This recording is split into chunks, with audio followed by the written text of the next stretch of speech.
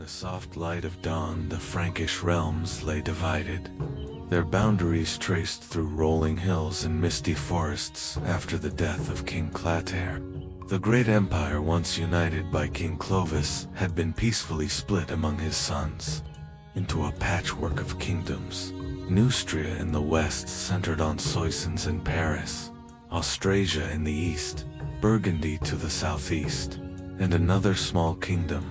Each corner of Gaul was shaped by its ruler's will, and among these rulers was King Chilperic of Neustria, a man of moods, both gentle and fierce. He was a poet and a warrior, beloved by some and feared by others, moving like a complex melody through the halls of his court. Yet none in the palace caught his eye, more than one young maid named Fredegund, who would soon shape history in her own quiet way. Chilperic's household was a bustling one. His first wife Otavera was at his side, and children ran through corridors wide with marble and oil lamps. Fredegund herself was born in Montdidier to humble folk who served the palace, and as a girl she learned early how to mind her tongue and watch the faces around her.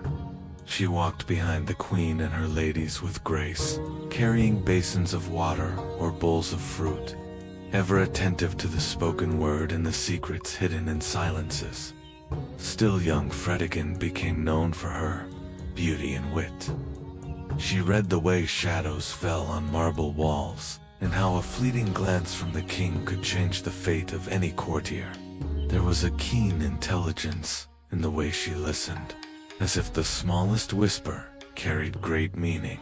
Over the years, Chilperic began to notice this quiet girl among his servants. In the flickering candlelight of evening, when he retired to work on his poetry or hymns, Fredegund would be nearby, tending lamp oil or needle.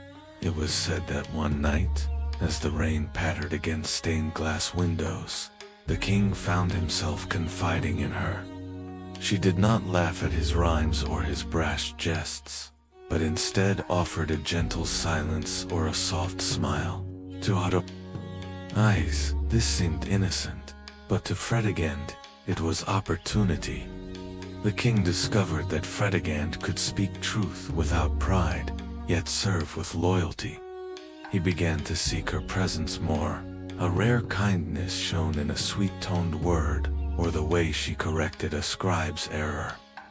Fredegund responded with decorum and dignity, guiding the conversations with subtle grace.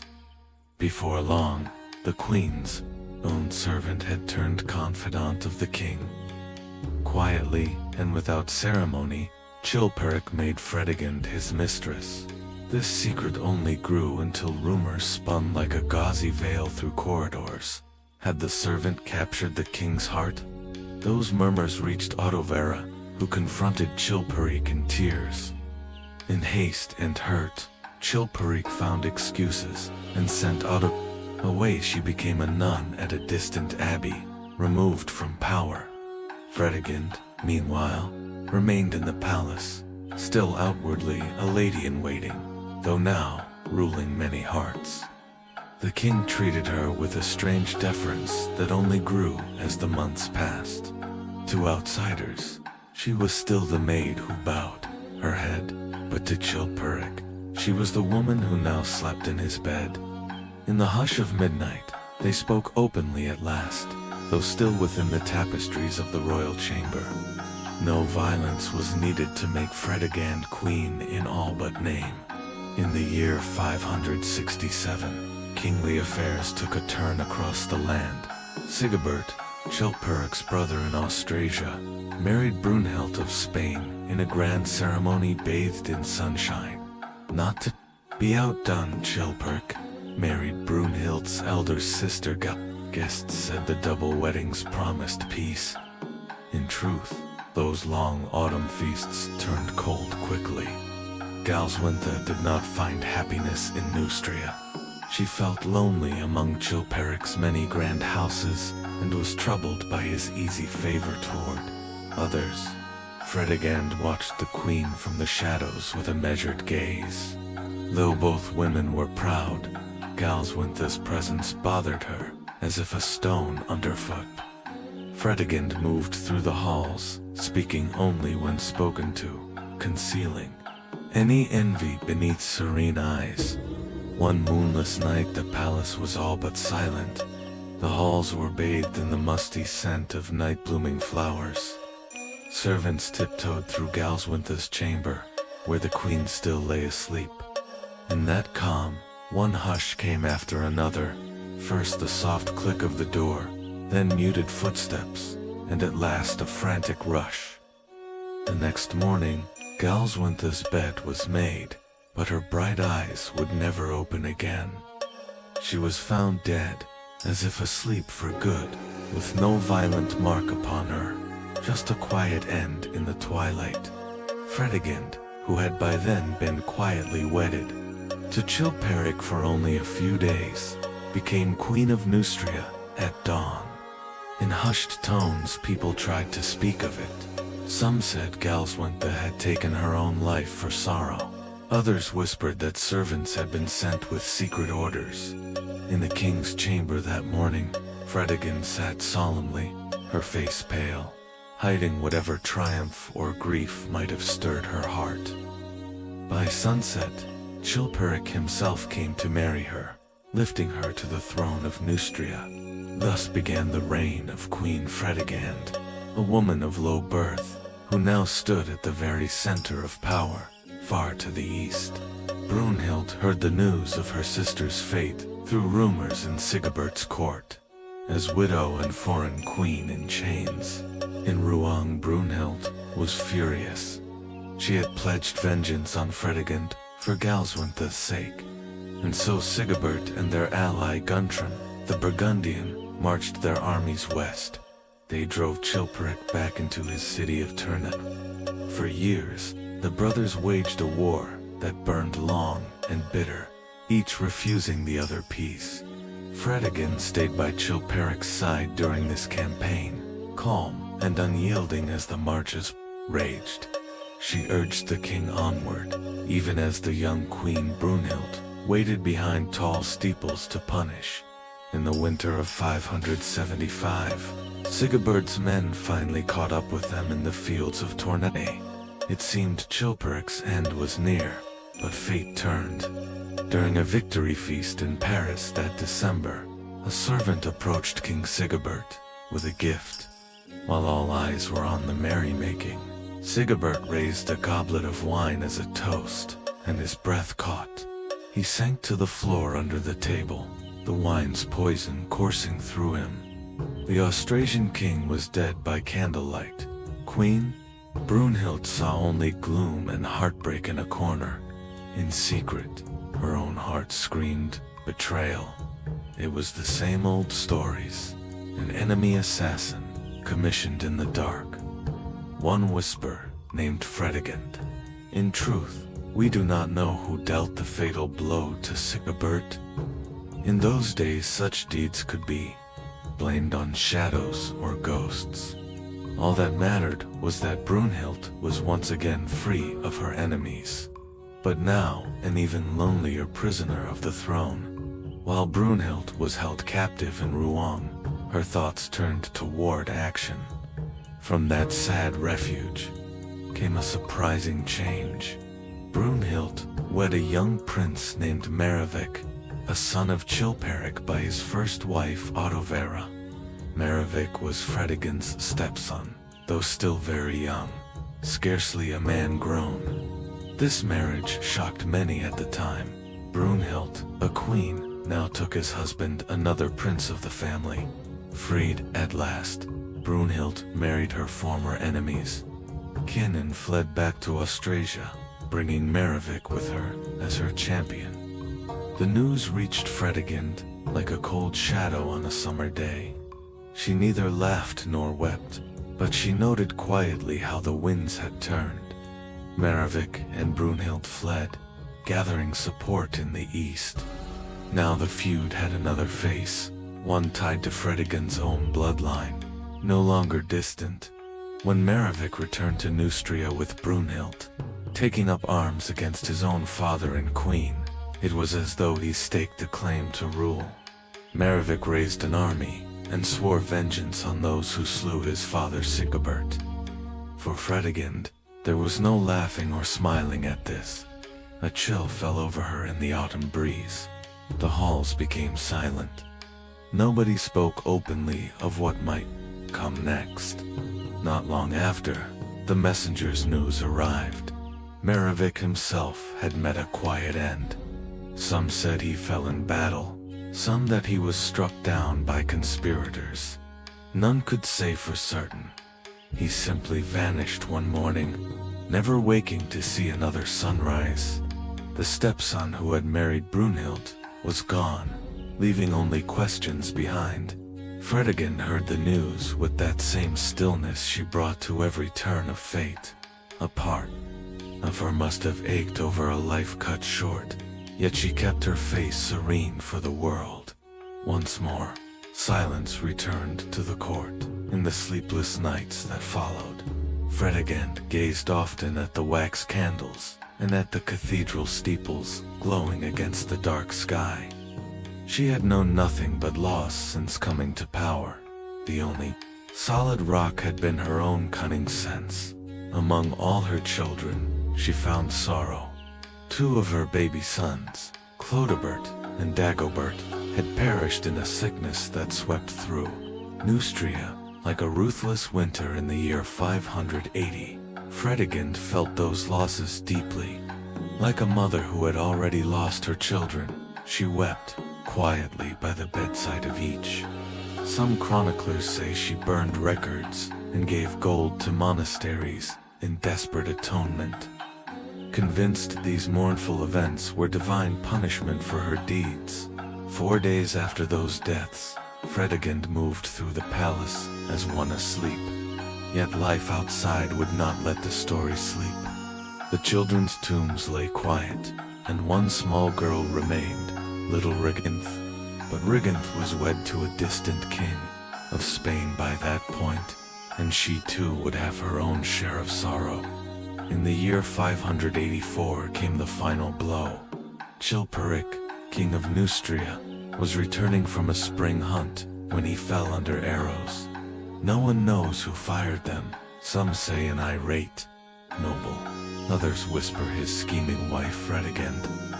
It happened so quickly, only one page survived to tell that a man on horseback rode down Chilperic, and by nightfall the king lay dead under the great cross of the church in Paris, with her husband gone and her infant son, Clother, in her arms. Fredegund walked slowly into the cathedral. She took sanctuary on the cold stone floor with the 4-month-old heir and the loyal followers she trusted. Word spread far and wide that Chilperic was gone. One of those arriving at the cathedral was King Chilbert II of Austrasia, the young son of Brunhild. He demanded Fredegund's surrender for justice. She answered only with silence, clutching her son to her breast. King Guntram of Burgundy, sensing the danger, made a swift decision. He would protect the child Clother for now. Fredegund knelt before Guntram and begged that her son become his ward, that he called Guntram his father. In return, Guntram agreed to see that Clother II would ascend the Neustrian throne when the time came. The condition was that Fredegund herself stepped aside from rule, so Guntram provided a safe house under a bishop in Rouen for the queen and her son. They lived quietly there at first, but Fredegund's heart refused to be quiet for long. It was not in Fredegund's nature to vanish from power. In the still months after that summer, she laid her plans, ever so gently, through letters in secret. Meetings. She reminded the bishops and notables that Clother was indeed Chilperic's rightful son and heir. So by winter's end, the Neustrian throne was held again by Clother, with Fredegund, now his regent. She rose from the sanctuary of Rouen and returned to Neustria as Queen Mother, commanding councils and armies. From Rouen she would once more move between palaces in Stepsons, then in Paris, advising her 4-year-old son at the scale of a queen. Though she kept Clothar's face bright in public, Fredegund never truly put aside the wisdom of the wolf. She cared for him alone, whispering advice in his ear or in private hallway conversations. For the next decade, Fredegund ruled with steady hands as her son's shadow. She walked through the painted halls by candlelight, issuing orders by stroke or seal. The war between Neustria and Austrasia had never wholly ended, and young King Chilbert often eyed Clothar's borders. Yet Fredegund was determined. She arranged alliances with Burgundy, and even led the Neustrian army at times, cloak about her shoulders. The chronicles say she sent emissaries to Brunhild again, who by then was regent for her own grandsons. But Fredegund quietly thwarted their plans with bribes, threats, or secrecy, never letting any ambition go unchecked. She regained what little peace could be claimed in those turbulent lands. We cannot detail every council chamber and every battle. Indeed, the years blended softly like clouds on the horizon. But we know that wherever troubles brewed, Fredegund was there to extinguish them by strategy or stealth. Her long dark hair, once loose in youth, was now bound in braids of gray. Her voice, once soft, carried the steadiness of a queen in every command. Whispers about Fredegund's life grew increasingly fantastical after many years. Some chroniclers like Gregory of Tours recounted odd stories of betrayal and jealousy. One tale held that during a feast with King Guntram, the queen announced she was pregnant once more, although her infant son had been born only months before. The king was said to be shocked, wondering at this impossible claim. Gregory insinuated that Fredegund had been unfaithful, that the king's baby was not Chilperic's. Later legends even sowed darker rumors that she had slept with her stepson or claimed other forbidden loves. In our gentle telling, we should perhaps pause to reflect on this. History was often written by men who saw strong women as monsters or witches.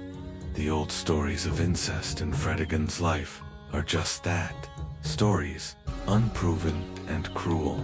Number. Chroniclers saw what must have passed in her heart, only what fit their tale. We can safely imagine that Fredegund, always cautious, held her reasons close to the breast. If any such scandal ever did shadow her quiet steps, it remains lost to time. Instead, we focus on what can be known.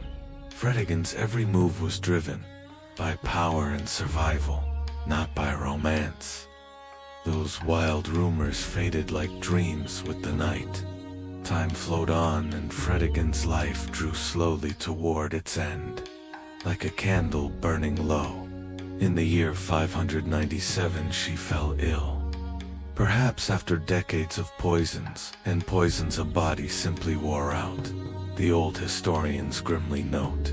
She lay in bed, still giving orders in weakness, already imagining Clothar's future. By spring, the throne was silent. Queen Fredegund, the once humble servant girl turned ruler, closed her eyes for the last time. Her death came quietly, with only a few candles around her neck, and the son she had so protected at her side.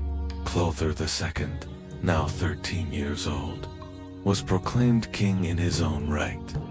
In the century that followed, Clothar II would fulfill a destiny that every chronicler had long foretold: the reunification of the Frankish kingdoms.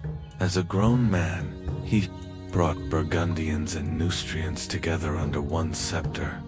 Brunhild herself, the sister of that slain queen long ago, would finally meet her fate by Clothar's order on the steps of a palace.